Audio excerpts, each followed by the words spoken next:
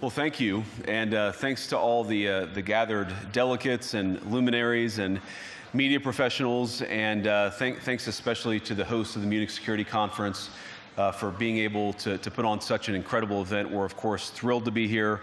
We're happy to be here. And, you know, one of the things that I wanted to talk about today is, of course, our shared values. And, you know, it's great to be back in Germany. As you heard earlier, I was here last year as United States Senator. I saw Foreign Secretary David Lammy and joked that both of us last year had different jobs than we have now. But now it's time for all of our countries, for all of us who have been fortunate enough to be given political power by our respective peoples, to use it wisely to improve their lives. And I want to say that, you know, I was fortunate in my time here to spend some time outside the walls of this conference over the last 24 hours. And I've been so impressed by the hospitality of the people, even as, of course, as they're reeling from yesterday's horrendous attack. And the first time I was ever in Munich was with my wife, actually, who's here with me today, on a personal trip. And I've always loved the city of Munich, and I've always loved its people. And I just want to say that we're very moved, and our thoughts and prayers are with Munich and everybody affected by the evil inflicted on this beautiful community. We're thinking about you, we're praying for you, and we will certainly be rooting for you in the days and weeks to come. Now, thank you.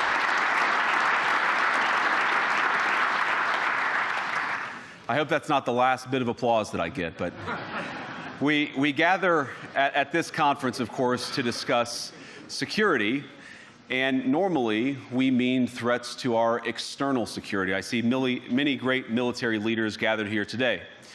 But while the Trump administration is very concerned with European security and believes that we can come to a reasonable settlement between Russia and Ukraine, and we also believe that it's important in the coming years for Europe to step up in a big way to provide for its own defense, the threat that I worry the most about vis-a-vis Europe is not Russia, it's not China, it's not any other external actor. And what I worry about is the threat from within, the retreat of Europe from some of its most fundamental values, values shared with the United States of America. Now, I was struck that a former European commissioner went on television recently and sounded delighted that the Romanian government had just annulled an entire election. He warned that if things don't go to plan, the very same thing could happen in Germany, too. Now, these cavalier statements are shocking to American ears. For years, we've been told that everything we fund and support is in the name of our shared democratic values. Everything from our Ukraine policy to digital censorship is billed as a defense of democracy. But when we see European courts canceling elections and senior officials threatening to cancel others, we ought to ask whether we're holding ourselves to an appropriately high standard. And I say ourselves because I fundamentally believe that we are on the same team. We must do more than talk about democratic values, we must live them. Now, within living memory of many of you in this room, the Cold War positioned defenders of democracy against much more tyrannical forces on this continent. And consider the side in that fight that censored dissidents, that closed churches, that canceled elections. Were they the good guys? Certainly not. And thank God they lost the Cold War. They lost because they neither valued nor respected all of the extraordinary blessings of liberty. The freedom to surprise, to make mistakes, to invent, to build. As it turns out, you can't mandate innovation or creativity, just as you can't force people what to think, what to feel, or what to believe. And we believe those things are certainly connected. And unfortunately, when I look at Europe today, it's sometimes not so clear what happened to some of the Cold War's winners. I look to Brussels, where EU commissars warn citizens that they intend to shut down social media during times of civil unrest the moment they spot what they've judged to be, quote, hateful content. Or to this very country, where police have carried out raids against citizens suspected of posting anti-feminist comments online as part of, quote, combating misogyny on the internet, a day of action.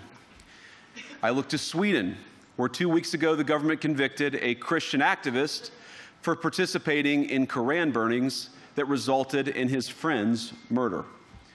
And as the judge in his case chillingly noted, Sweden's laws to supposedly protect free expression do not, in fact, grant, and I'm quoting, a free pass to do or say anything without risking offending the group that holds that belief.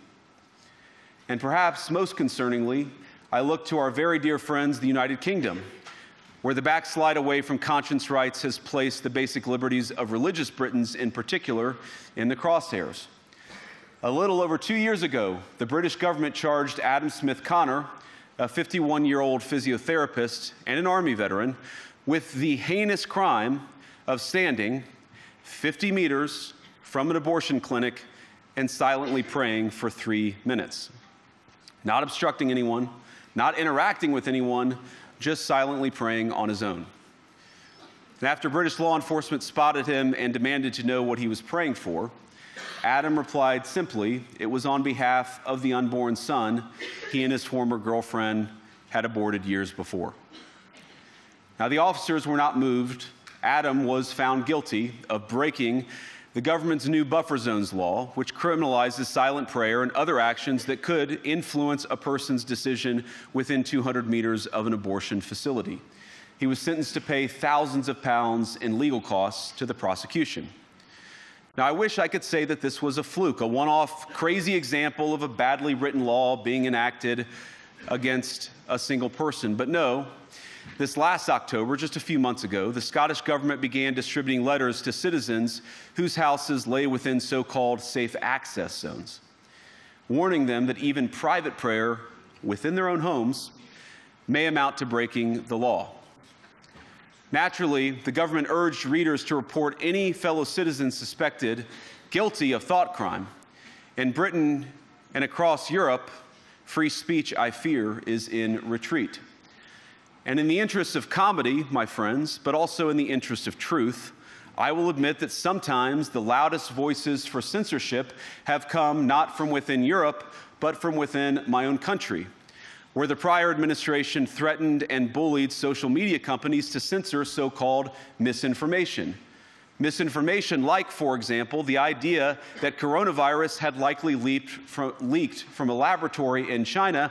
Our own government encouraged private companies to silence people who dared to utter what turned out to be an obvious truth. So I come here today not just with an observation, but with an offer. And just as the Biden administration seemed desperate to silence people for speaking their minds, so the Trump administration will do precisely the opposite, and I hope that we can work together on that. In Washington, there is a new sheriff in town, and under Donald Trump's leadership, we may disagree with your views, but we will fight to defend your right to offer it in the public square, agree or disagree.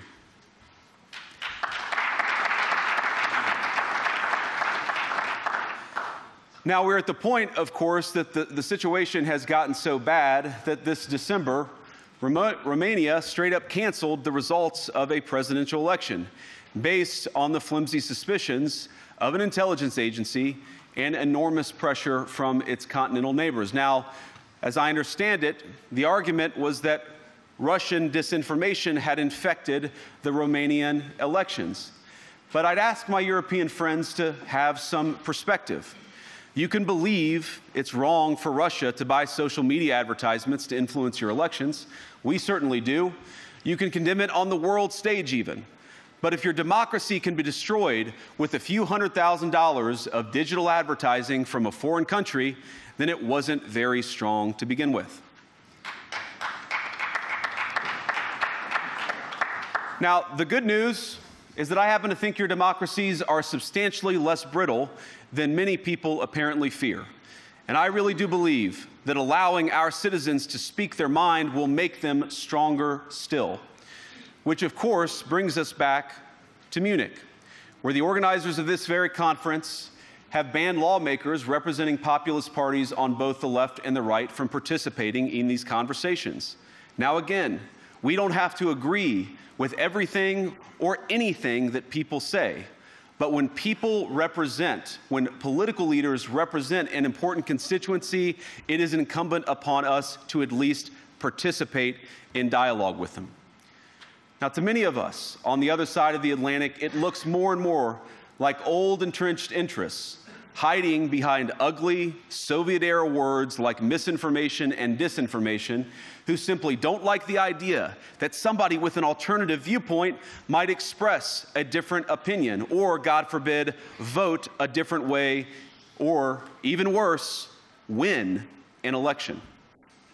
Now, this is a security conference, and I'm sure you all came here prepared to talk about how exactly you intend to increase defense spending over the next few years in line with some new target. And that's great, because as President Trump has made abundantly clear, he believes that our European friends must play a bigger role in the future of this continent. We don't think, you hear this term, burden sharing, but we think it's an important part of being in a shared alliance together that the Europeans step up while America focuses on areas of the world that are in great danger. But let me also ask you, how will you even begin to think through the kinds of budgeting questions if we don't know what it is that we're defending in the first place? I've heard a lot already in my conversations, and I've had many, many great conversations with many people gathered here in this room. I've heard a lot about what you need to defend yourselves from, and of course that's important. But what has seemed a little bit less clear to me, and certainly I think to many of the citizens of Europe, is what exactly it is that you're defending yourselves for. What is the positive vision that animates this shared security compact that we all believe is so important? And I believe deeply that there is no security if you are afraid of the voices, the opinions, and the conscience that guide your very own people. Europe faces many challenges, but the crisis this continent faces right now, the crisis I believe we all face together, is one of our own making.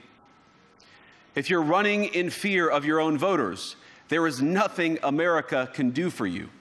Nor, for that matter, is there anything that you can do for the American people who elected me and elected President Trump. You need democratic mandates to accomplish anything of value in the coming years. Have we learned nothing that thin mandates produce unstable results? But there is so much of value that can be accomplished with the kind of democratic mandate that I think will come from being more responsive to the voices of your citizens. If you're going to enjoy competitive economies, if you're going to enjoy affordable energy and secure supply chains, then you need mandates to govern, because you have to make difficult choices to enjoy all of these things. And of course, we know that very well in America. You cannot win a democratic mandate by censoring your opponents or putting them in jail, whether that's the leader of the opposition, a humble Christian praying in her own home, or a journalist trying to report the news. Nor can you win one by disregarding your basic electorate on questions like who gets to be a part of our shared society. And of all the pressing challenges that the nations represented here face, I believe there is nothing more urgent than mass migration. Today, almost 1 in 5 people living in this country moved here from abroad. That is, of course, an all-time high. It's a similar number, by the way, in the United States, also an all-time high. The number of immigrants who entered the EU from non-EU countries doubled between 2021 and 2022 alone, and of course it's gotten much higher since. And we know the situation, it didn't materialize in a vacuum. It's the result of a series of conscious decisions made by politicians all over the continent and others across the world over the span of a decade. We saw the horrors wrought by these decisions yesterday in this very city. And of course, I can't bring it up again without thinking about the terrible victims who had a beautiful winter day in Munich ruined. Our thoughts and prayers are with them and will remain with them. But why did this happen in the first place? It's a terrible story, but it's one we've heard way too many times in Europe and unfortunately too many times in the United States as well. An asylum seeker, often a young man in his mid-20s, already known to police, rams a car into a crowd and shatters a community. How many times must we suffer these appalling setbacks before we change course and take our shared civilization in a new direction? No voter on this continent went to the ballot box to open the floodgates to millions of unvetted immigrants. But you know what they did vote for? In England, they voted for Brexit, and agree or disagree, they voted for it. And more all over Europe, they're voting for political leaders who promise to put an end to out-of-control migration. Now, I happen to agree with a lot of these concerns, but you don't have to agree with me. I just think that people care about their homes, they care about their dreams, they care about their safety and their capacity to provide for themselves and their children. And they're smart. I think this is one of the most important things I've learned in my brief time in politics. Contrary to what you might hear a couple mountains over in Davos, the citizens of all of our nations don't generally think of themselves as educated animals or as interchangeable cogs of a global economy. And it's hardly surprising that they don't want to be shuffled about or relentlessly ignored by their leaders. And it is the business of democracy to adjudicate these big questions at the ballot box. I believe that dismissing people, dismissing their concerns, or worse yet, shutting down media, shutting down elections, or shutting people out of the political process protects nothing. In fact, it is the most surefire way to destroy democracy. And speaking up and expressing opinions isn't election interference. Even when people express views outside your own country, and even when those people are very influential. And trust me, I say this with all humor, if American democracy can survive 10 years of Greta Thunberg scolding, you guys can survive a few months of Elon Musk. But what no democracy, American, German, or European, will survive is telling millions of voters that their thoughts and concerns, their aspirations, their pleas for relief are invalid or unworthy of even being considered. Democracy rests on the sacred principle that the voice of the people matters. There's no room for firewalls. You either uphold the principle or you don't. Europeans, the people, have a voice. European leaders have a choice. And my strong belief is that we do not need to be afraid of the future. You can embrace what your people tell you, even when it's surprising, even when you don't agree. And if you do so, you can face the future with certainty and with confidence, knowing that the nation stands behind each of you.